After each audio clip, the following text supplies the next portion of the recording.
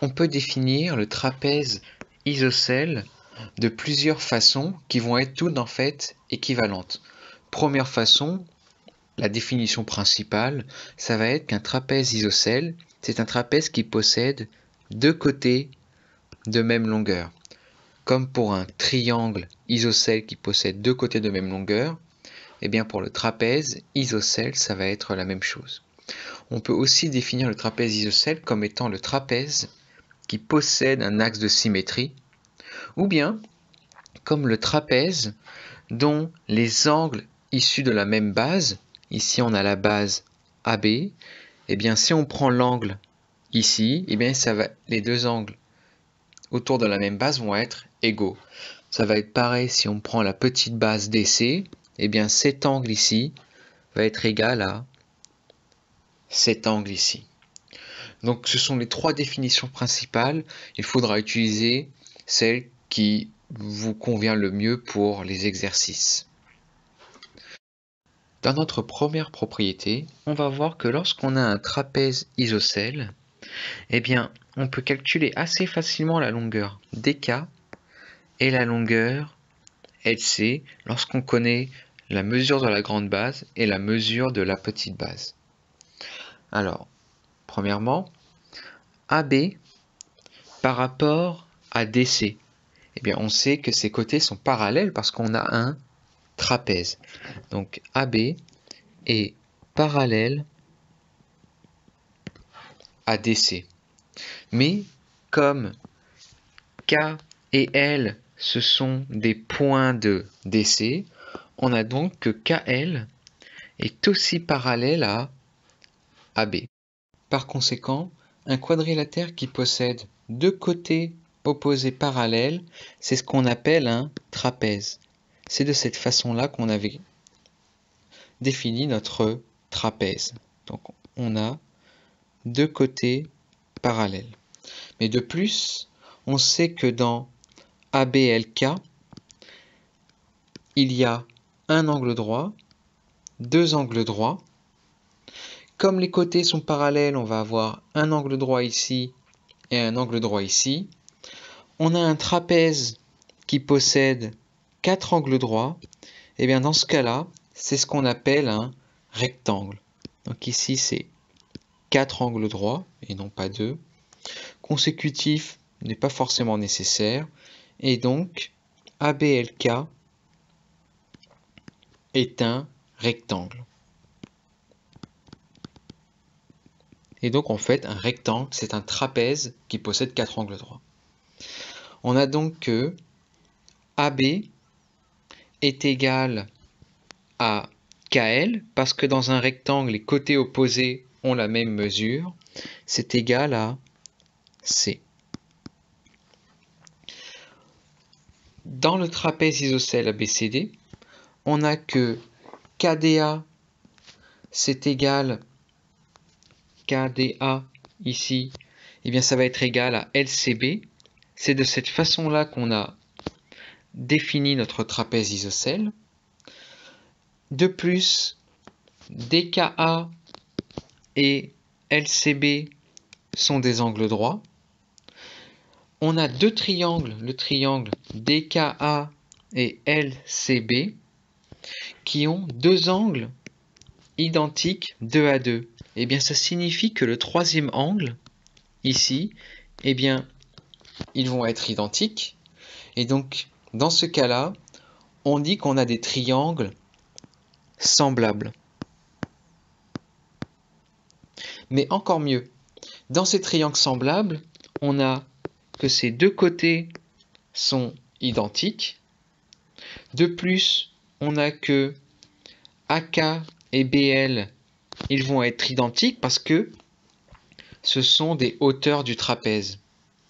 Et donc ça signifie que le troisième côté, DK, va être égal à LC. DK est égal à LC. Donc quand on a des triangles semblables qui ont en plus toutes les longueurs identiques, on parle de triangle isométrique. D'où, si on a que DK est égal à LC, on va appeler cette longueur X, celle-ci elle vaut C. On a donc que A, ça va être égal à X plus C plus X. A est égal à 2X plus C. Et donc, ça implique que X, la longueur qu'on cherche, c'est égal à A moins C sur 2. Donc dk est égal à LC est égal à A moins C sur 2. D'où notre propriété. dk est égal à LC et c'est égal à A moins C sur 2. Enfin, seconde et dernière propriété sur nos trapèzes isocèles, un cas très particulier où on va avoir que les diagonales sont perpendiculaires. Et le but, ça va être de pouvoir calculer la hauteur, h, à l'aide de A et de C. Alors, premièrement, nommons O l'intersection des diagonales. Donc ici, on va avoir le point O. Et on doit tracer la hauteur passant par O. Donc la hauteur du trapèze, si je la trace, ça va être ce segment. Ça passe par le point O. Elle coupe DC en E. Ici, on a le point E. Et elle coupe AB en F. D'après notre définition du trapèze isocèle, on sait que la hauteur EF est un axe de symétrie.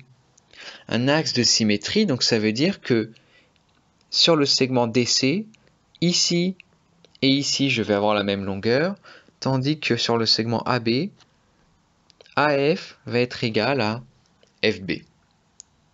Et donc, on a que DE, eh bien, c'est égal à la moitié de DC, et DC, c'était égal à petit c, on ne le voit plus là.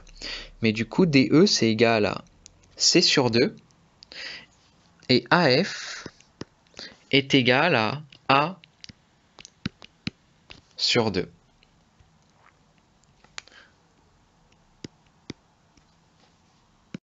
Et maintenant, on va devoir utiliser un théorème que vous avez vu en 9e et qu'on a réutilisé dans des exercices assez récents.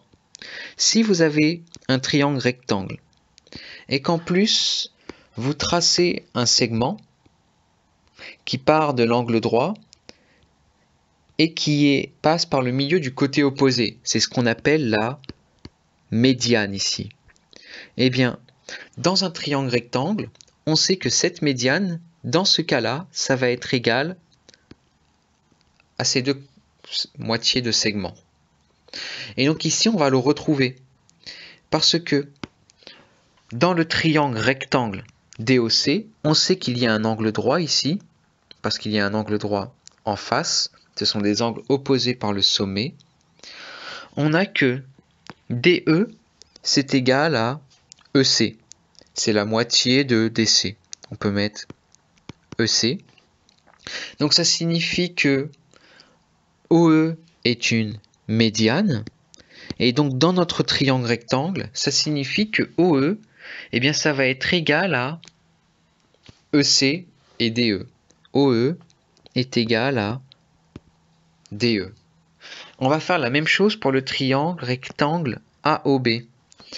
AF est égal à FB. De plus, ça signifie que OF est une médiane. Et donc OF va être égal à AF. On en conclut donc que H, la hauteur, eh bien notre hauteur H, c'est égal à EO plus OF. Et donc, H est égal à EO plus OF. On sait que EO, c'est égal à DE, mais DE, c'est égal à C sur 2. Donc, EO égale C sur 2 plus OF. On sait que OF, c'est égal à AF qui est égal à A sur 2. Et donc ici, on a C sur 2 plus A sur 2, c'est égal à C plus A sur 2. D'où notre formule. Dans ce cas très particulier où on a notre trapèze isocèle avec les diagonales perpendiculaires, on peut calculer la hauteur en faisant seulement C plus A sur 2.